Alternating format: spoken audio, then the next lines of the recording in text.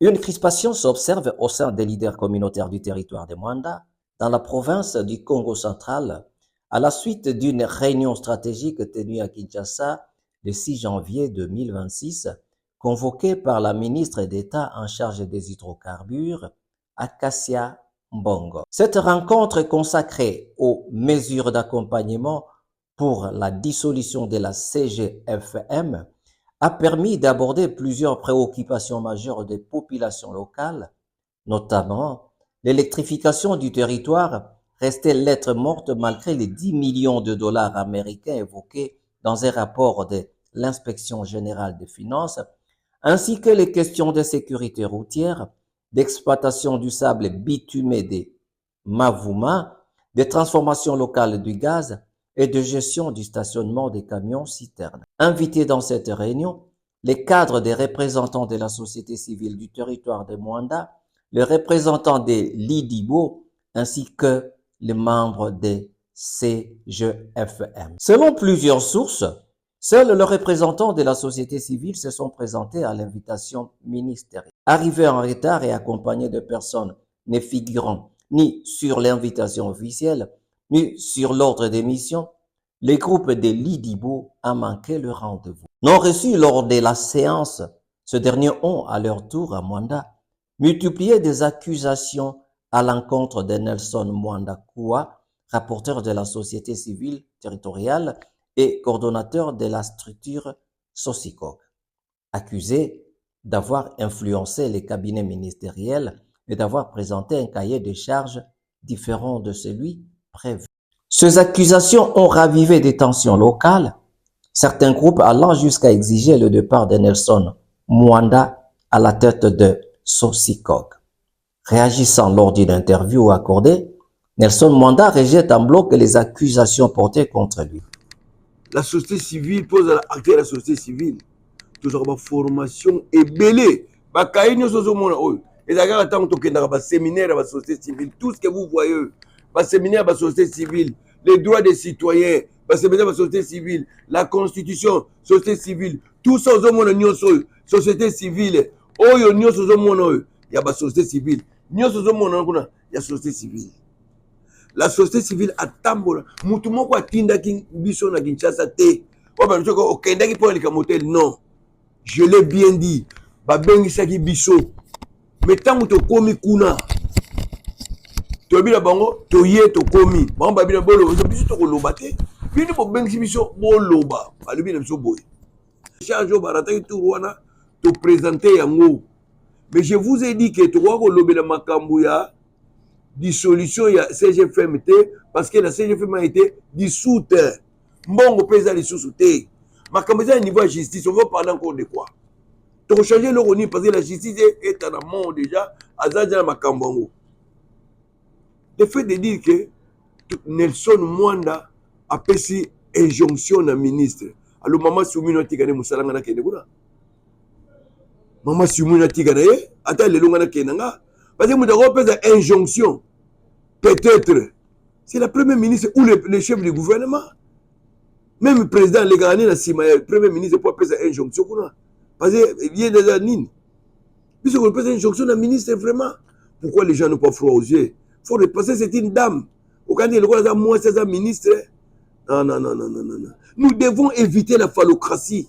En toile de fond, des rumeurs font état d'un climat de xénophobie à Mwanda, alimenté par des considérations identitaires, le coordonnateur de la Sosicog étant présenté par ses détracteurs comme étranger à certaines communautés locales.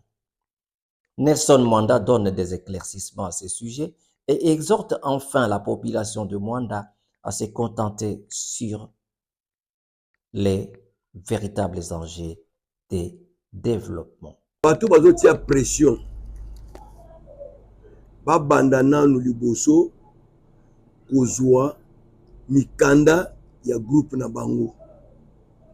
Lokola ba sepela na Sosicog baya ko adhérer na nini na Sosicog lokola baninga na kolakso ba adhésion ezali awa oya Union des aveugles du Congo fiche d'adhésion na bango oyo nakolakisa yo association Simama Développement fille d'adhésion na bango ngoyo nakopesa yo jeunesse progrès fille d'adhésion na ngoyo eza ebele baya bakota na Sosicok baye na statut na règlement d'intérêt na bango en monnaie difforme na $10 bakomi ba membre ya Sosicok. Comme ça les jours à élection ba peser de leur poids na xénophobie na bango ba utiliser bandeko na bango bazala kuna ale Nelson alongwe bango bakoti soki bolingi boyeba avenir ezala bien boye ko le pas biso ba mbuta. Quand on parle de développement, on commence par l'électricité. En serre, toi qui as mis sur mon Kinshasa, en serre, albaki a coupé sa biso. En serre, les alliés agence, moko ya pona électrifier la zone rurale et près périurbain. Albaki a coupé sa biso. Des groupes, il y a 2 mégas et demi, 2.5 mégas. Mettons, toi qui dans Kinshasa, Snell, Perbaki, a repris des groupes. Mettons, vous avez awa, balobi, bango, va repris des groupes, il y a 2.5.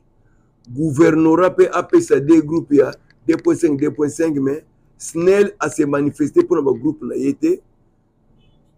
Peut-être question aux sociétés civiles à Zobunda Mikolo Oyo, de façon que Snell peut appeler ça, au lieu de 2 groupes, appeler le groupement 5 mégas, et 5 mégas. En serre, on a 2 groupes, parce qu'on a un groupe il y a 5 mégas, gouvernorat provincial, parce qu'on a un groupe il y a 5 mégas, comme ça, on a 3 groupes, il y a 5 mégas, ça fait 15 mégas. Moi, Daniel, c'est que vous allez balayer. Mais, une chose est vraie, si la CGF m'a échoué, même la condamnation des alliés, c'est parce qu'il y avait un problème. Qui va donner les gaz? En son temps, Perenco a installé 24 mégas. Si je m'abuse. Comme ça, a distribué courant et qu'il est na Katanga. Elle avait disposé 180 millions.